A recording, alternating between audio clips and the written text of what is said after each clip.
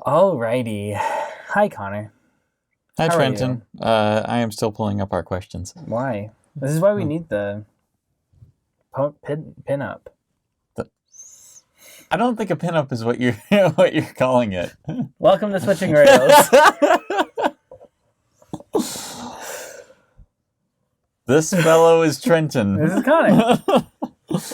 And we are unfortunately your hosts. I like it. It's pretty good for me. That was a good movie. Yeah? I thought that was comparatively a very nice movie. Yeah. Compared to all other movies in the industry that I've seen. So, here's the thing. Okay. I think it's a good movie. I think it absolutely does not deserve its place. Really? I don't know anything below it, so I can't say. I thought it was better than Godfather Part 2. Okay. I mean, I'm willing to hear that argument, and willing to accept it, I guess, is more accurate. You just heard it. I'm willing to accept that argument, but I don't think I can agree with it. Okay, that's totally fine. I'd love to actually discuss some of that for sure. And part of this is probably because I know the director's wider filmography. Totally. And honestly, it doesn't compare to Network. And Network is same director. I think it's a far better film. Huh. Far better. And we have to remember this is still we're still really high on the list right now. I think this is number 5. Yeah, I think this is 5. Yeah. So understanding is this the 5th best movie of all time? I don't think so. Now, it's a masterclass in framing and what's the why am I forgetting the term? Basically, where people are in the scene. Mise en scene. What? Mise en scene. It's mise en scene? Yes. Women in scene? No. Unmarried women in scene. No. Mise en scene. So as with a good portion of film terms, it's French, and I think it roughly translates to where people are standing in a scene. I don't know. if I'm completely honest, I don't know. But let us know if you're French, or if you just know France. Yeah. I really should know more of this stuff. Yeah. Considering studied this. Yeah, I studied this, and not only that, one of my self-proclaimed favorite eras of cinema is the French New Wave. Oh. So the French New Wave? Yeah. It's we have to get into we will have some of those on the list. We'll have to do an offshoot of this show that just goes over film theory. I think that sounds kind of fun. Maybe. Ask you random questions. Maybe we'd do shorter episodes. Maybe 15 minutes. Yeah. Yeah, totally good. But because first question is actually scores out of 10 for scores out of 10 and technical. All right. You do first this time. I will say technical. This is probably it may be a 10 out of 10. Nice. From a technical perspective.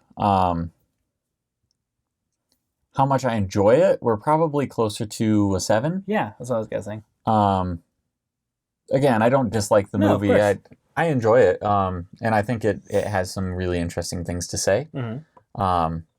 But I have some issues with it that I'll get into with you after. Yeah. Awesome. So yeah, I think that technically, I thought some of the framing was weird, so I'm going to give it a 9.5, just myself from a technical standpoint, because I have no basis for technical enjoyment. Though, also probably a 9.5. That was a very, very good movie. It sucks you in. Yeah. The tension that it builds and the trying to learn more about people as the case goes on is very, very cool. Mm-hmm. So, I have issues with the actual core of the film. That's really my issue. The what the movie is about or is. What it is. Okay, cool. We are supposed to believe by the end of this film Oh, spoilers, by the way. Oh, yeah. More spoilers for 12 Angry Men. Yeah. Because we didn't actually mention the movie. Yeah. We're talking about 12 Angry Men. Yeah. We're only 2. Yes. I'm not angry right now. Just most of the time. Anyway. Me too. But no, we are supposed to believe by the end of the film that this kid gets in an argument with his father. Yeah. Says, I'm going to kill you, states intention, leaves, goes and buys a knife immediately after he tells his father this. The knife falls out of his pocket. Someone else comes and stabs his dad that evening with the same type of knife.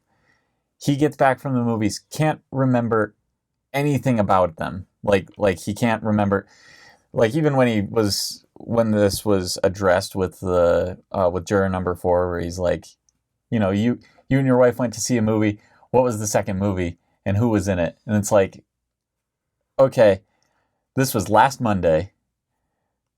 You're asking about the movie that he didn't even go to see on purpose. Like this was just the other feature. And you're asking him about other actors in the movie. Mm-hmm. It's like, it's just a lot of it doesn't hold up for me. And where I go to the point where, is there doubt? Sure. Is there reasonable doubt? I don't think it's reasonable. Really? I really don't think it's reasonable. You don't agree with the conclusion that everyone came to in that one? That's interesting because I feel like it did win me over. Yes. So I wonder if this is going to get a longer episode. We'll see how this goes. Yeah. But anyway, let me see. The thing that was brought up, there was the argument, hey, I'm going to kill you. Mm-hmm. Goes out, buys knife. We actually don't know that sequence of events. Right. With the old man, he, as a character witness, kind of degrades through the entire movie. Yeah. And most of what he says comes into question. Yeah. So. Well, and I'm willing to buy that. Cool. So, the witness testimony, I go, the only thing that I think holds up for me is the woman across the street, actually. Despite her having to have glasses, the fact that early in the movie, they say she's lived across the way from these people for a very long time, and she's known this kid since he was a boy. We don't know how good or bad her eyesight was. We don't even bring into question whether she actually was wearing normal glasses or if not. She was farsighted. Yeah. Yeah, exactly. So the fact that she maybe wore glasses and would misidentify him, okay, but she knows approximately the build, and she knows that someone murdered that guy with a knife that was close enough to be able to be mistaken for him. So, have you ever had to wear glasses? No, but I have worn my wife's glasses, which I feel for like sure. But it does the opposite effect. Because it has to, because your eyes are good. Even with my middling eyesight, I'm right now I can still figure out your details very well. Yeah. 60 feet away, which is more than the length of my house, I could tell height, and I could tell probably hair color, and probably build. Yeah. But with, for example, your wife's eyesight, they would be blurs. They would not know form. The colors would blend. Okay. And that's fair. But again, we still don't know exactly what her prescription was. What her prescription was. Absolutely agree with that. And this is assuming she has the worst prescription.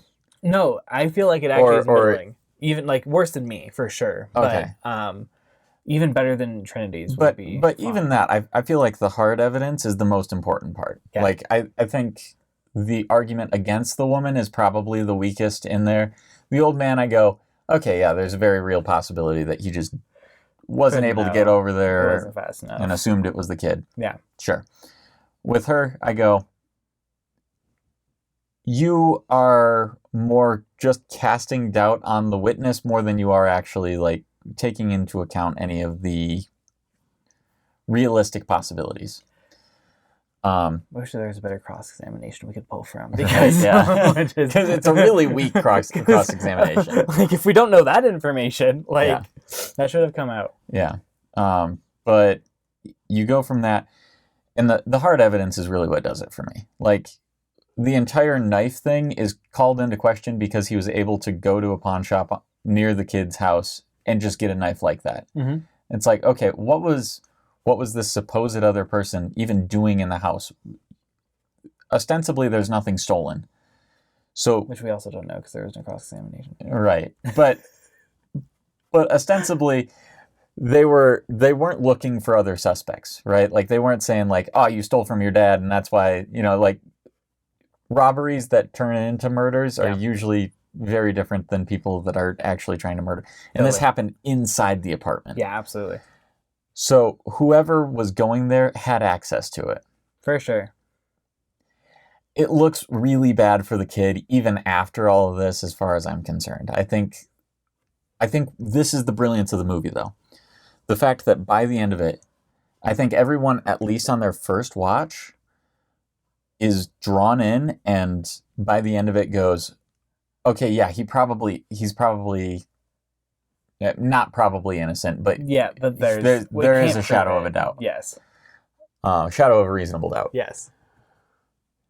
But this was pointed out to me a long time ago, and I've never been able to unsee it. I don't think that it's reasonable that he goes, buys a knife, very same knife, loses that knife, and someone comes in with access to his apartment and stabs his dad on the very same night that he goes from saying, I'm going to kill you, goes to the store, buys a knife like that, and a similar knife ends up in his dad's chest. Mm-hmm.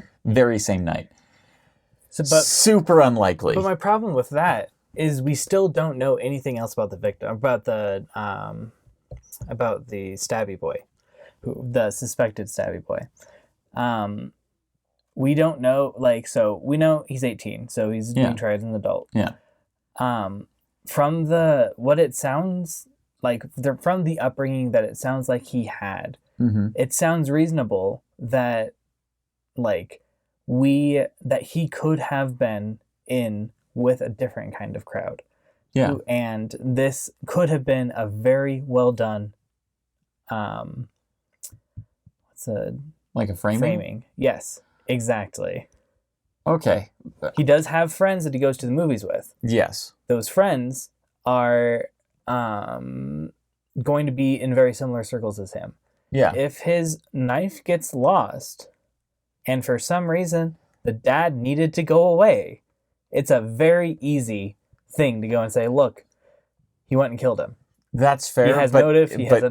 Even then, it would be, you would have to assume that it's the same knife, and one of his friends ducked out partway through the movie to go kill his dad. No, just give it to another person in the whatever organization he's in. We've been watching too much mafia movies recently. That's fair. So that's where my brain's because I didn't get the feeling that this was organized crime, that the kid was. He was Irish and Catholic in the 1950s.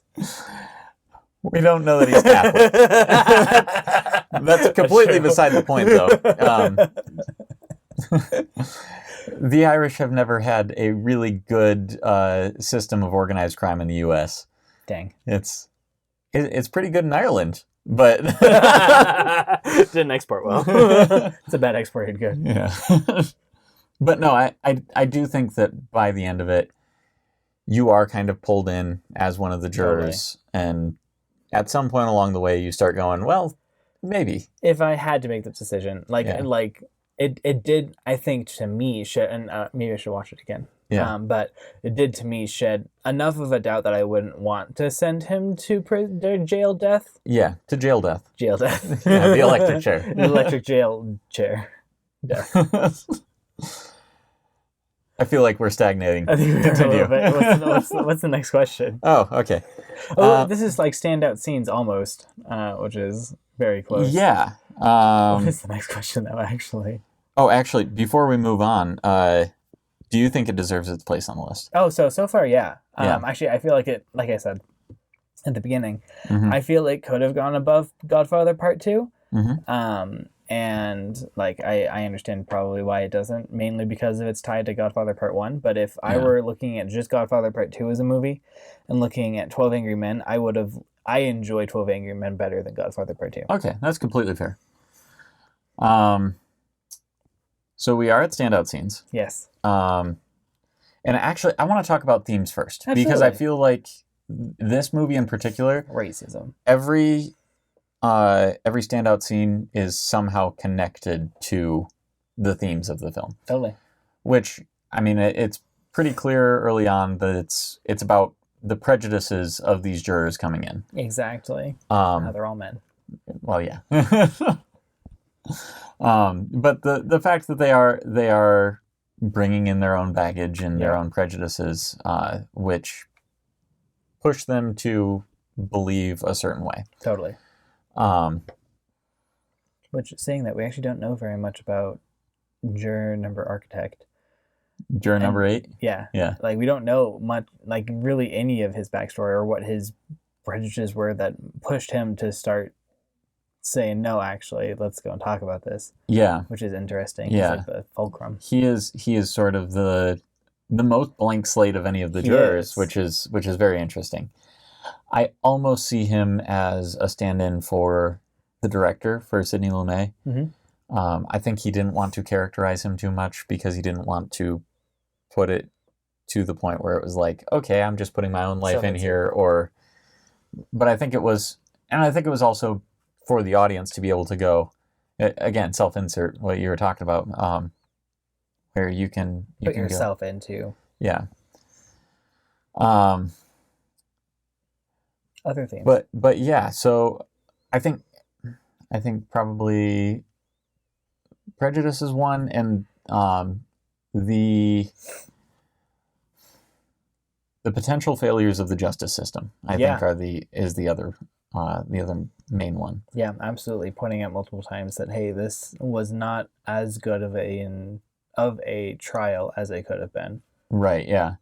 And that's one thing that comes up over and over again is the defense lawyer is not a very good lawyer. Yes. And they even talk about how good the prosecuting lawyer is. Yes. And he just, hammers out those points one by one. And the defense lawyer, actually, of the entire argument about why the defense lawyer didn't bring up all of the things that he should have, I think that was the strongest in the film, is like, yeah, this is a bleak case, and he's not going to get anything for this. Yeah. Like, it's highly unlikely he'll win. Yeah. He's standing in. He's, again, court appointed. It's not like this kid came out and was like, hey, defend my interests. Yeah. He's doing this because the state says he has to. Right, yeah. So, yeah, I think those are probably the two big ones, and I think they connect. You've got the prejudices of the men in there and how that affects the way that the justice system is working, right? You've got juror number 10, I believe. The racist one? No, the next one over. 11. So 11, yeah. Number 11 has that whole oratory scene where he talks about, like, I think it's really great that we are doing this. Yeah, that we are notified. Have this. Yeah, that we're notified. We come down here as people that don't know this kid. We don't know anything about him, and we are able to look at this without getting emotionally invested. Yes. And look at this, and we shouldn't get emotionally invested. Right. Yeah. I forgot where I was going. I can pick up. Yeah, go ahead. Yeah, so even though, like, it shows, hey, everyone here has a prejudice in some direction, like the salesman generally doesn't actually have very strong convictions, and it has difficulty thinking for himself. Yeah, he doesn't care. Yes, he doesn't care, and then the other guy, 7, really is very self-serving. Yeah. But even those prejudices aren't as bad as, like, blatant racism. Right. Which is something that was very 10. much called out in this. Like, everyone else, you can be awful. Yeah. And one thing that I did really respect about this is juror number 3, the guy who is just the most angry, most vehement. 3, you're right. Sorry. Yeah. I forgot. Yeah. Like, most vehemently, like, this kid is guilty and we are sending him to the electric chair because we need to. Yes. He is one of the first people to walk away from the table. Yes. When so fast. Yeah. Which I did really appreciate. I really appreciate that. Where it was like, this guy is very angry. He's very angry, and he's clearly our main antagonist. Yep. But even he is not willing to sit and listen to this guy just talk about how we assume it's Irish. Yeah. All immigrants. Yeah. Are trash. All the same way, and they're all heavy drinkers, and they're all liars. You can't trust any of them. And it's like even the guy who is probably the most on your side as far as this particular case goes is still not willing super far away from yeah. it. Yeah, exactly. Yeah, still not willing to listen to it. Exactly. Because I see that scene almost as the mark of civility. Yes. Against racism there. I agree. And how all of these other people are, even when they're mean and cruel to one another, yep, they are still at their cores kind of civilized human beings. Exactly. And this is the one guy that just even though he wasn't necessarily as vehement, his was the worst. Yeah, right. But yeah, so I think as far as standout scenes go, like that's really very high up there. They did a fantastic job of that one. And I think that's kind of what I was talking about, where like those really standout scenes, I feel like do tie back into the themes of the film, because what we've already talked about. Yeah, exactly.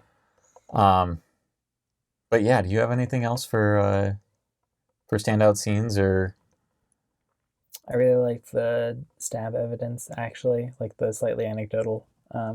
This is how you use Switchblade evidence. I love that, because every time I watch it, you can feel the tension where he's holding the knife at the guy's chest, and you're like, is he gonna do it? Like, everybody, you can see everybody in the background like just freaking out because they've seen how hot-headed this guy is. Hot-headed this guy is, absolutely. Nope, totally, completely agree. Yeah, that was fantastic. It's a wonderful scene. It's a great scene.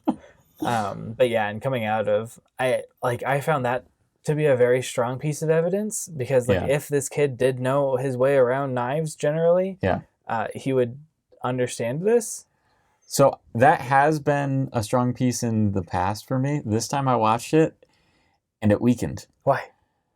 Because whoever stabbed him with the switchblade was going to be stabbing him with the switchblade the wrong way. No matter what. Right. Regardless of the background or whatever. Interesting. Anyone who did it went in... What if they pushed him to the ground, thunk, stabbed him? Normally, you just twitch yourself around, you're above his head. Okay. Now you have the right angle. You'd have to be behind him in order to be in that position, though. Exactly. It's a really, really awkward thing. So you push him over, you run over him, you go down, you go stab. So it's really bad. But there you go. My evidence. Wonderful. Thank you. Appreciate it. Hire me. Best lawyer. I don't give legal advice. I feel like that's a story. Yeah. Let's move on. Yeah, let's get this next one here. All right. Who would you recommend this to? I'd recommend this to anyone. Yeah? Yeah, I'm trying to think of, there's some, very, tense scenes. Mm-hmm. So, again, not a PG movie. I mean, it is. It's a PG movie. I'd say it's PG-13 for the intensity. I think it was approved. Yeah, it's a different one. But even so, I would still say this is a PG movie. Really? It's got some heavy thematic elements, but I don't think that there's anything in there that, actual content that's that's of PG-13 I feel like merit. If Star Wars Revenge of the Sith goes up to PG-13 for intensity, based on all the other ones being PG. There are a lot of really severed body true, parts. Though, actually, you're right. That's a good and point. And the man being burned alive. And children dying. Yeah. That's a good point. Yep. Okay, I renege my point there. I would say if Nightmare Before Christmas is rated PG, then this can be rated PG as well. Ooh, rough. That's a good point that you have there. Okay, fine. We'll keep it a PG then. But PG-9. I would say this is something I would recommend to people that enjoy a good bottle episode. Yeah.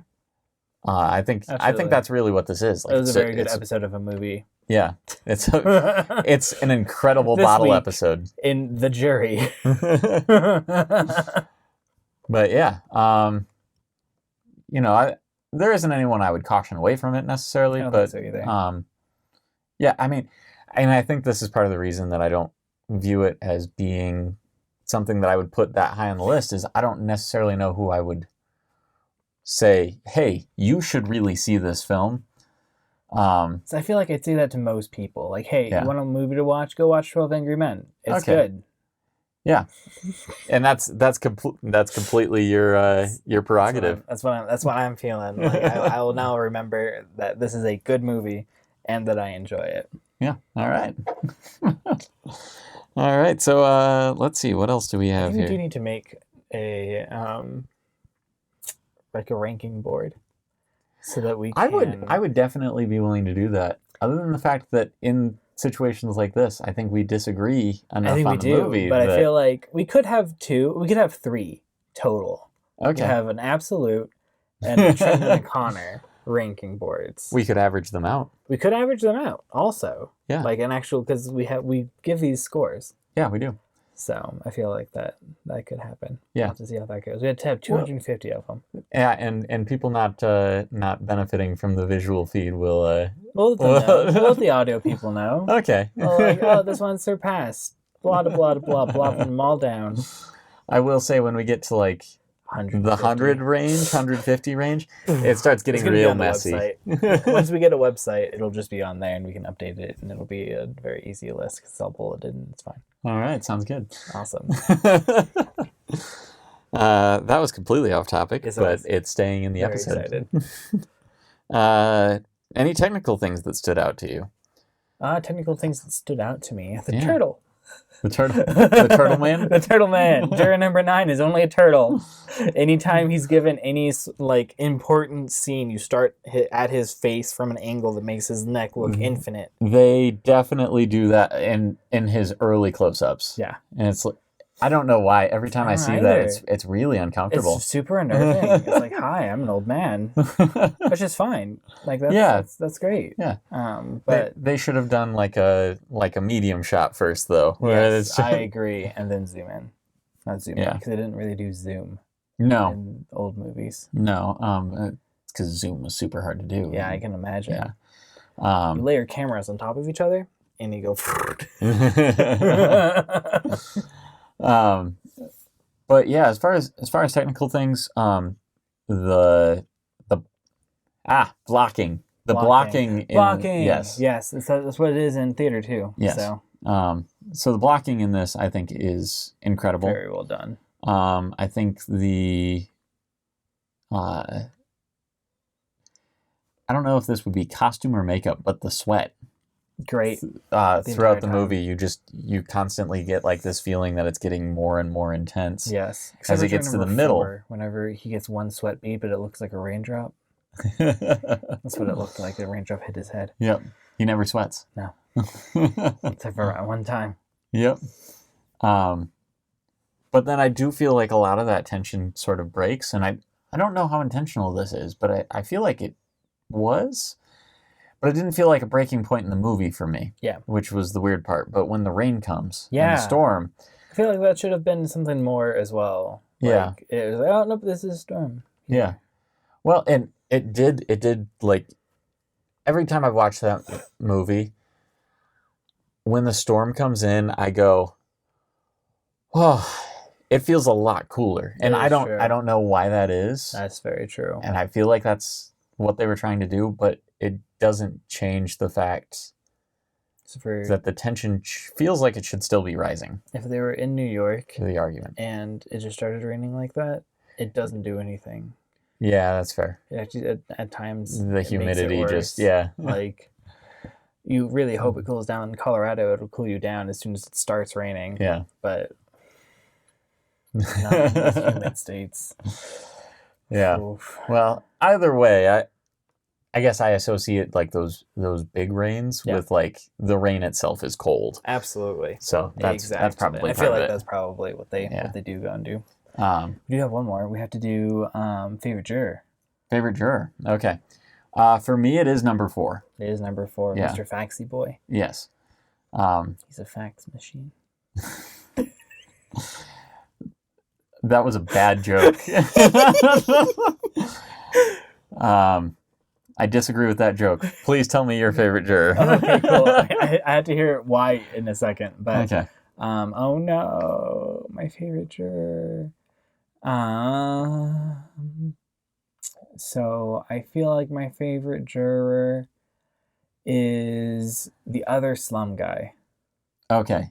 Juror 5. Yeah. I think it's 5. So the other guy that grew up in the slums. He's 5. Yeah, he's 5. And the guy next to him is 6. Yeah. I think it was 5 because he's 5. I liked his conviction and his general willingness to try and bring up things. Yeah. I also really liked 2 though because he was cute and he had good character development. I can't watch that without just seeing Radar from MASH. You've never seen MASH? It's a great show. Is that the one that has Mr. T in it? No. Oh. That's the A-Team, and it's not as good. MASH is a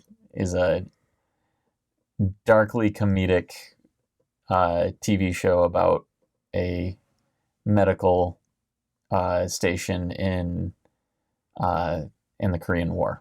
Oh, interesting. Yeah, but one of the characters is Radar, and he's just the most charming character in the entire show. I'll have to show you a few episodes at some point. But no, the reason 4 is my favorite is because he is not willing to jump ship until he has made sure that every piece of evidence is spoken to. Absolutely. And you don't get the sense that it's because he wants the guy to be guilty or anything like that. He wants to be sure about whatever decision he comes to. Exactly. If he feels that that's his obligation to this case. Right. Yeah. And I so respect that. And I think that is why he is my favorite character by a pretty wide margin. Nice. Yeah, I would say by a wide margin. I do also like juror number 5, but juror number 4, I'm like, even the ones that like even certain jurors that get that I feel like have more prejudices against the kid still will jump before he does. And I feel like their opinions are there out of malice in the first place, whereas his is not. Exactly. But like, I think it's really telling that he's one of the last 3 jurors to switch his opinion. And him switching is not climactic. Like, it's not like passionate. It's like, no. Right. Yeah. Addressed. Yeah. And I don't know. I guess that is the kind of juror that I would want to be on a trial if I were in court, because I would want someone who is actually trying to address all of the evidence and making sure that they make the right call rather than just making a call because it feels kind of right. Yeah, totally. But yeah. The other thing that I wanted to bring up, that it's going back to one of the arguments that I feel we forget by the end is this is a kid with a violent record. True. That's a good point. Begin with. Stealing a car isn't that violent. Stealing a car isn't that violent necessarily. He has an assault record. And he was like 9, wasn't he? No. So 10 when he threw the rock at the teacher, and then 15 when he boosted the car or something like that. But then they talk about like other crimes that he's been picked up for, and one of them is assault. And I'm like, yeah, I don't know. The stats do speak to violent criminals being escalating. Yeah. They escalate. Yeah. So murder could be next. Yeah. Pretty straight shot. But yeah, I mean, that doesn't mean that he's guilty. That's not the point. Good point, though. Yeah. Very good point. But it is something that we definitely forget by the end of the movie. Absolutely.